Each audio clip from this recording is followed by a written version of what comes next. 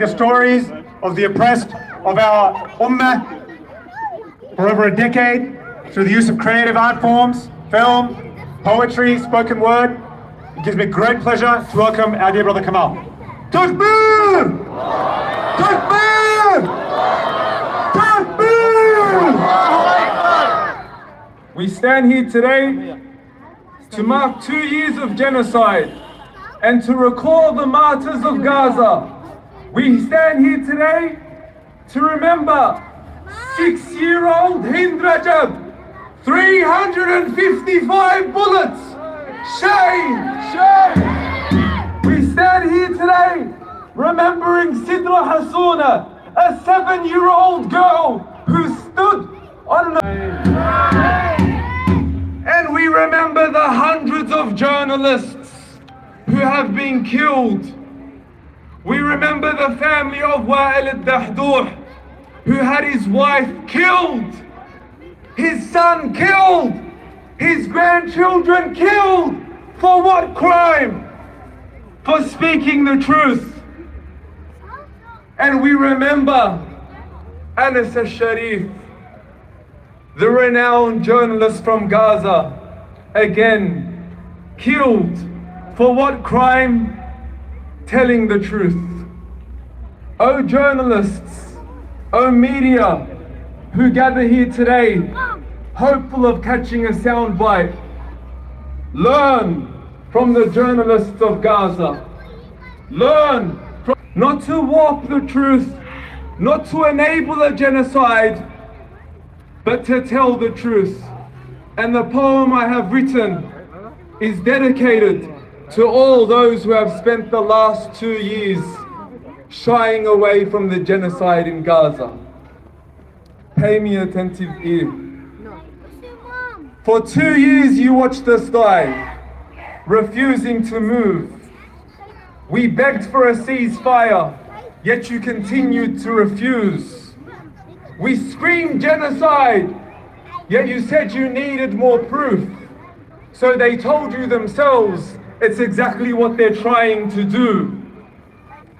Yet you still chose to stay silent as our protests only grew. And no matter how hard you tried, you couldn't hide the truth. So you sent through some aid, only to kill us with that too. And as our bodies piled, it was only then that we knew that our lives never meant the least to you. You killed our journalists, our doctors, and also our nurses, our teachers, our writers, and even aid workers. Yet never once did you ever dare name our murderers, as though we had died from some rare natural occurrences. And when it came to their crimes, you left them to investigate, like asking a rapist to judge over the victims he raped. So they bombed every hospital, school, every home in the strip, ripped our people into shreds and killed all our kids. They took Sidra when she was 7, Hind when she was 6, and how could we forget little Reem who was still only 3? We told you we were tired of seeing dead kids on our screens, so you silenced our cries and censored our screams. And even when their weapons were finally depleted, even then they weren't done. So here's to the most moral army in the world, the so-called peacemakers, who are now renowned as baby killers, murderers, and rapists. You're right, the world did change on October 7, 2023. It was the day we saw all of your lies, and the world can now see that evil never looked like you, that evil never always looked like you, and never looked like me.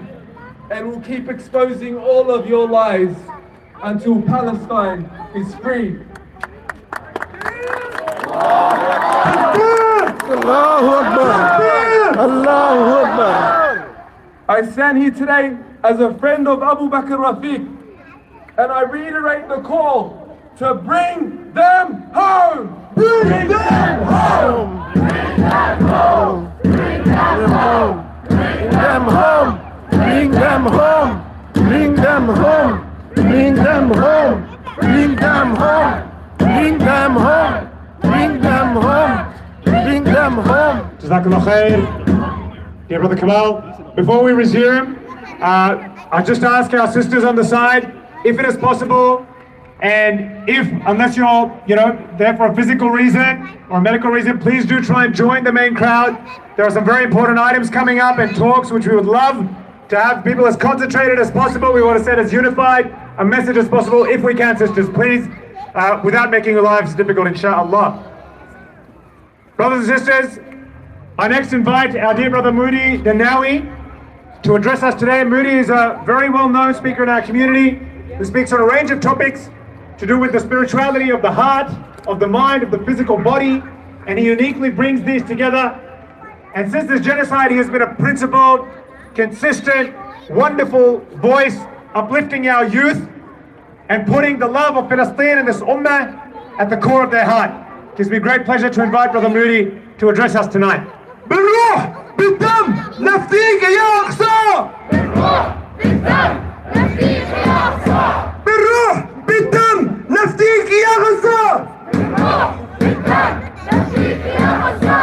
بالروح بالدم نفديك يا الله. بالروح بالدم نفديك يا الله. تكبير. الله أكبر. بسم الله الرحمن الرحيم. اللهم صل على سيدنا محمد وعلى آله وصحبه وسلم تسليما كثيرا. الحمد لله رب العالمين. اللهم افتح علينا حكمتك وانشر علينا رحمتك يا هذا الجلال والإكرام. And before I start, thank you very much to the pseudo leaders of this country. And thank you very much to the pseudo journalists who have a lot to learn from the journalists of Gaza. And thank you very much to the Zionist terrorists, because if you have united and brought to life a statement, a stunning statement by Imam Ali radiallahu anhu, karamallahu wajhu, which is Qadr al-Jama'a khayran min Safwat al-Furqa. A group with its impurities is better and far greater than sectarianism with its purity. And this is the epitome of this example.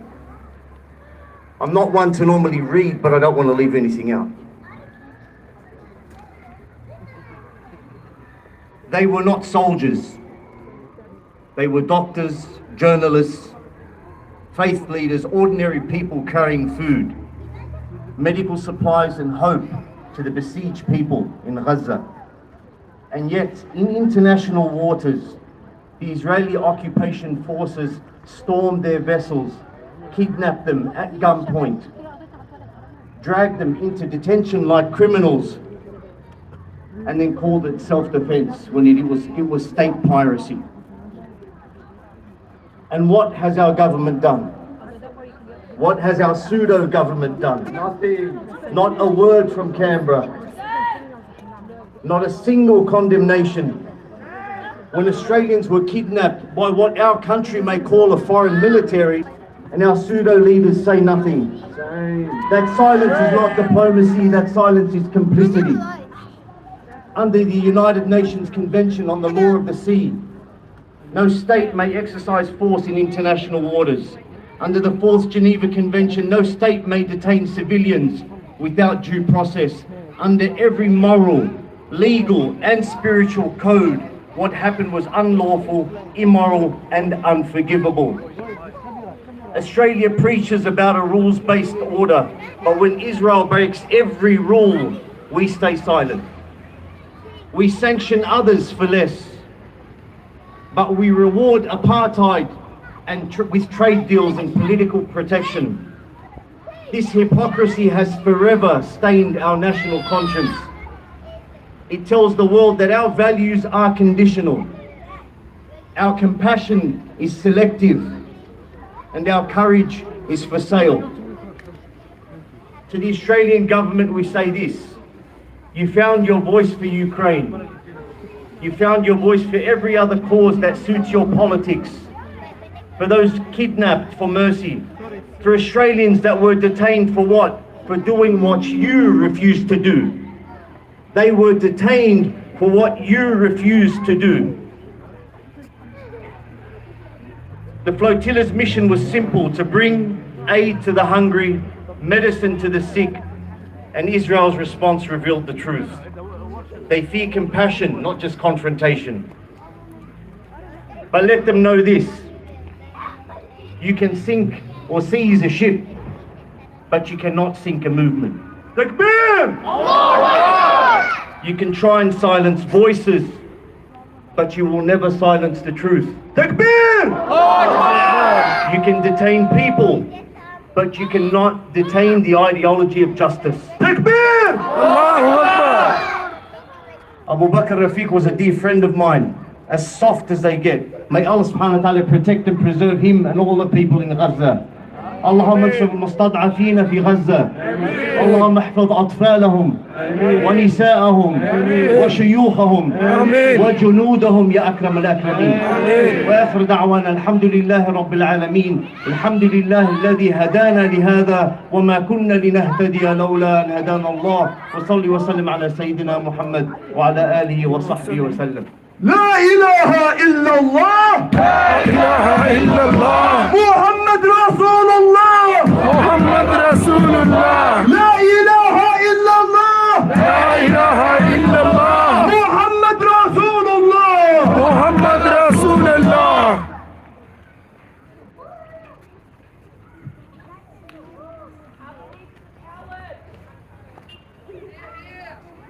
Jazakallah khair, Brother Moody.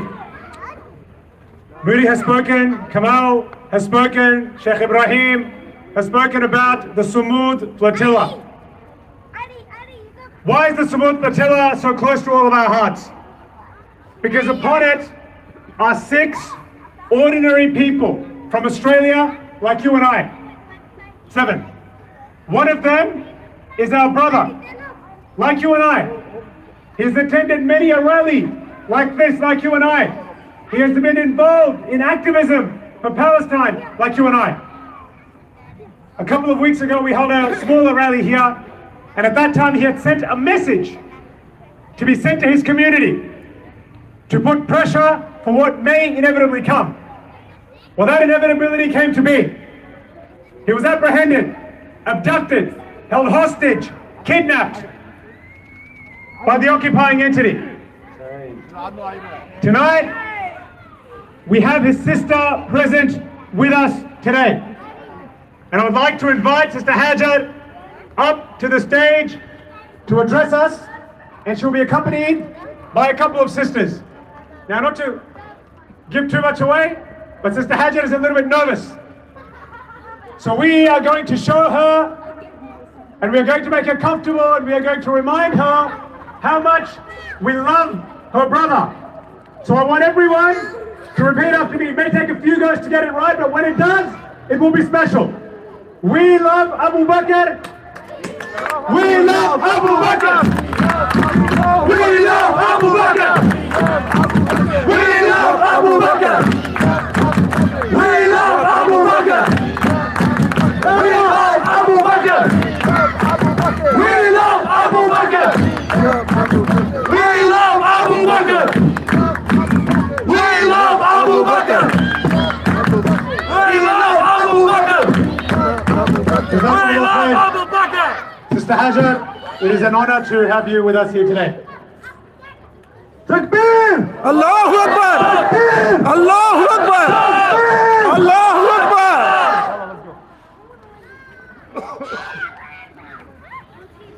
Bismillahir Rahmanir Rahim. Assalamu alaikum wa rahmatullahi wa barakatuh, my dear brothers and sisters.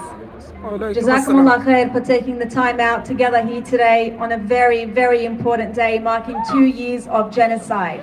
2 years, I must say, of the latest chapter of the genocide, because we don't believe in October 7ism.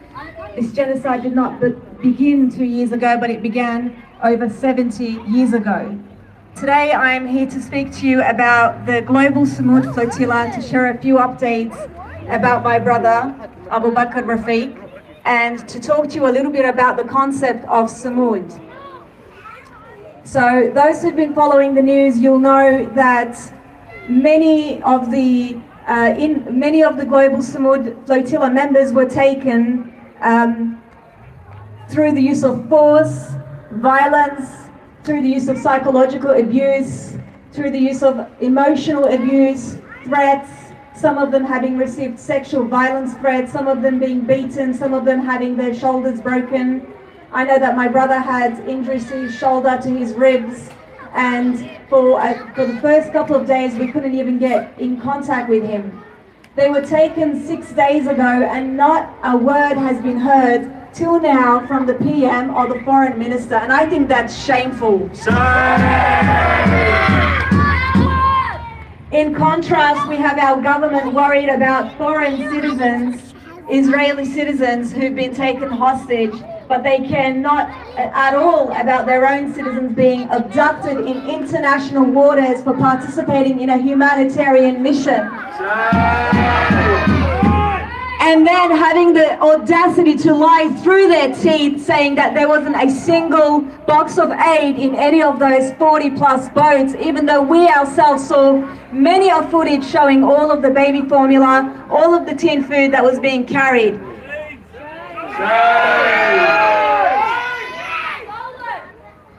My brothers and sisters, a couple of days ago, over 130 flotilla members were released and deported to Turkey. We were hoping and praying my brother would be among them, but he was not. Allah subhanahu wa ta'ala has other plans.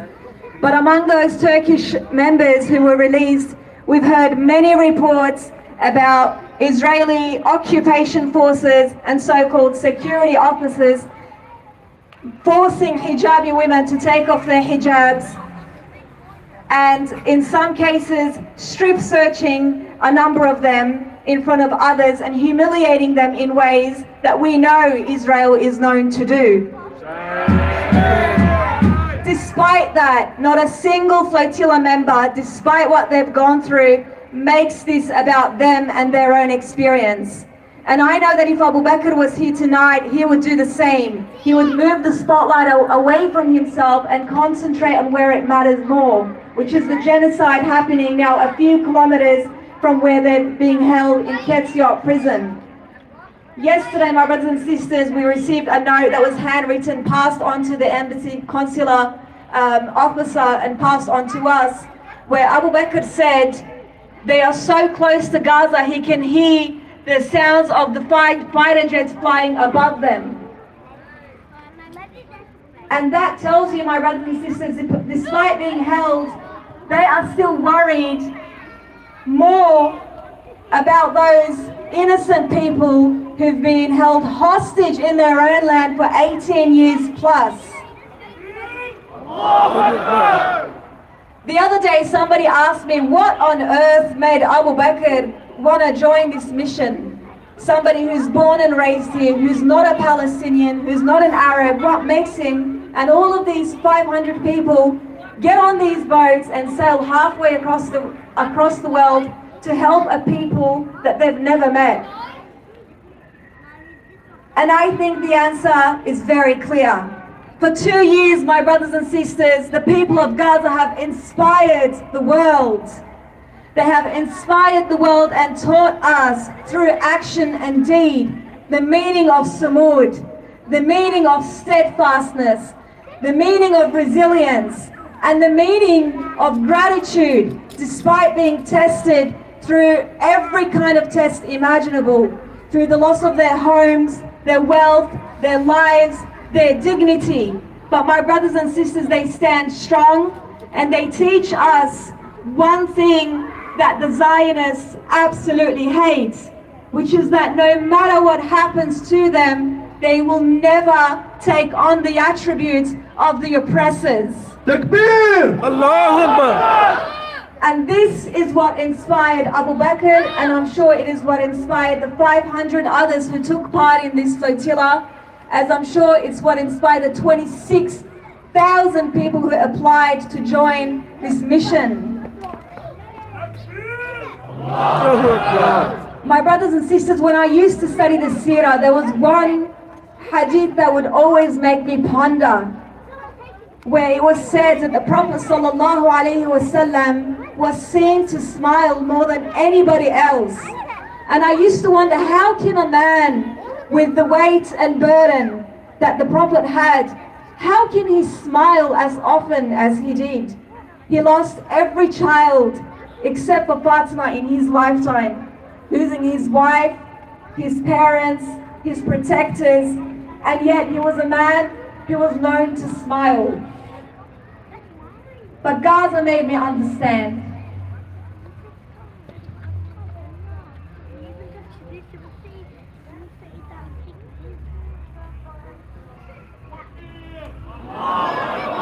Takbir! Takbir! When you had Khalid Nabhan hold his granddaughter to his chest and uttered the words, Ruh al-Ruh, the soul of my soul. He became an icon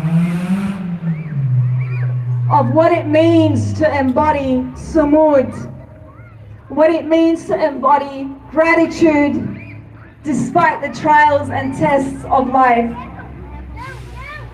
When we see footages of mothers and fathers saying Alhamdulillah over the body parts of their children, they teach the world what it means to have prophetic Samud. When displaced families get displaced dozens of times and rebuild over and over and over again, they plant the seeds and teach us what it means to have prophetic gratitude and prophetic Samud. Last year, Dalia Ayub, who I'm sure many of you know, as part of Qawaf al-Khair, decided to build a school using container sheds for the children who are out of school for many, many months. And in the project, as part of the project, she shared a recording. She said, some people are asking, what is the point of building this school when we know they're going to be displaced very soon? When we know that it's probably going to get bombed again very soon? She said, the Palestinians are not asking this. They insist on rebuilding no matter the circumstances. So if they want to rebuild, our job is to help them rebuild. And that showed me, that taught me that us here in the West, we're still students. We're still learning and understanding what it means to have Samud. Something that the Palestinians were born with, raised with for decades because they have no choice but to practice it. Gaza, despite its small size and small population, my brothers and sisters, has shaken the world, has undone decades and decades of smear campaigning against Islam through nothing other than being themselves on camera.